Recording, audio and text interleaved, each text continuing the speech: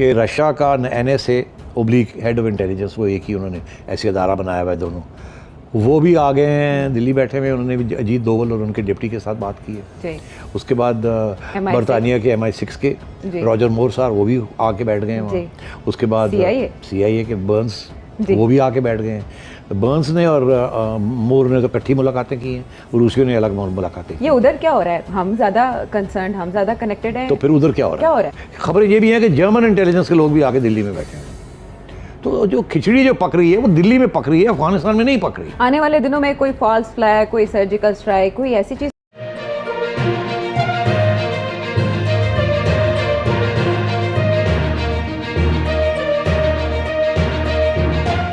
आयशा ने दिया है, आयशा जो उन्होंने दिया है वो ये कह रहे हैं कि इस वक्त हम देख रहे हैं कि पाकिस्तान, रशिया, चाइना और ईरान क्या मौक़िफ़ इख्तियार करते हैं, क्योंकि वो डायरेक्टली इन्वॉल्व हैं जी। वो वहाँ जो इस वक्त टेररिस्ट जो बैठे हैं अफगानिस्तान के अंदर, वो रूस को अफेक्ट करते हैं, पाकिस्तान को अफेक्ट करते हैं और चाइना को अफेक्ट करते हैं और ईरान को भी। तो इसलिए ये इनका डायरेक्ट इन्वॉल्वमेंट है इन दिस। तो वो कह रहे हैं हम देख रहे हैं कि ये कैसे तालिबान के साथ डील करते हैं, बिकॉज अगर ये तालिबान को कन्विंस कर लेते हैं कि आप टेररिस्ट के खिलाफ एक्शन लें, तो फिर अमेरिका का भी एक मसला जो है जिसका ताल्लुक अलकायदा के साथ है वो भी उनका हल हो जाएगा। तो वो तो बैठे देख रहे हैं, मगर ये एक इम्प्रेशन दिया जा रहा है आयशा, एक्चुअली पीछे कुछ और हो रहा है।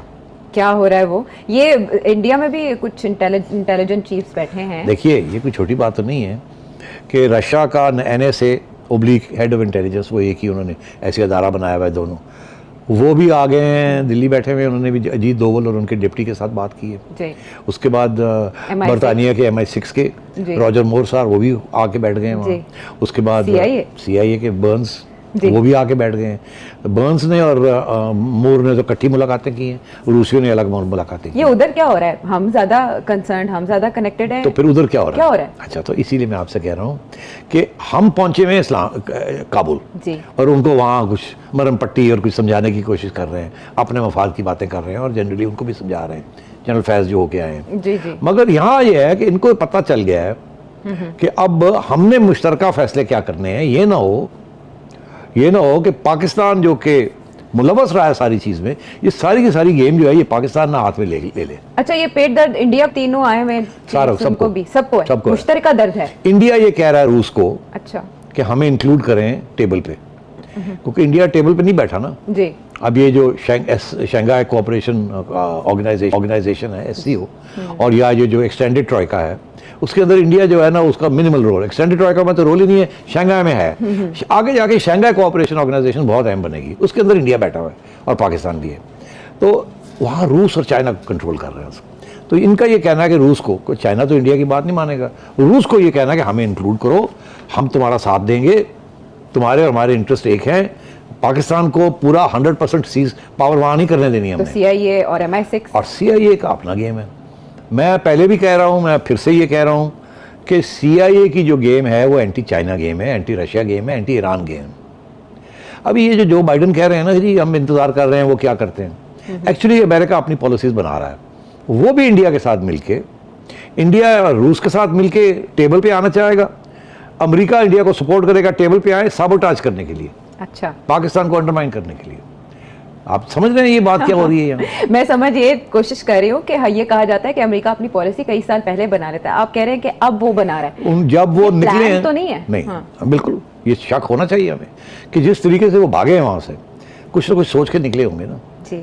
तो वो क्या सोच थी? और अब तक जो बाइडन ने फोन नहीं किया।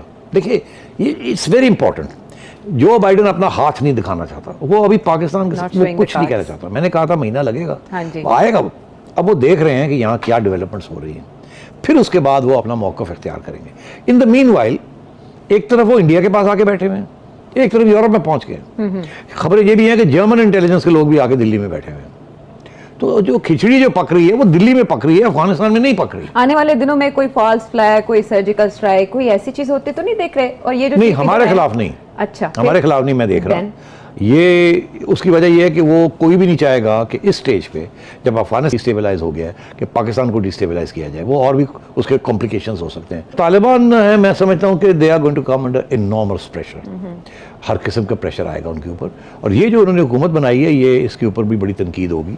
और अब लगता मुझे ऐसे है कि ये ज़्यादा देर अगर ये इसके ऊपर ज़्यादा तनकीद आई और प्रेशर आया तो ये ना हो कि ये तालिबान जो है ये अपना 2.0 से हट के 1.5 पे ना आ जाए, बिकॉज जाहिर है ना कि इनके लिए तो उन्होंने तो ऑलरेडी जो बयान दिए हैं, तो फिर बाकी सबको भी वापस वो पता बयान क्या दिया उन्होंने, वो कहते हैं जो सो कॉल्ड एजुकेशन मिनिस्टर साहब है, वो कहते हैं ये तालीम क्या है, ये MA BA ये क्या है।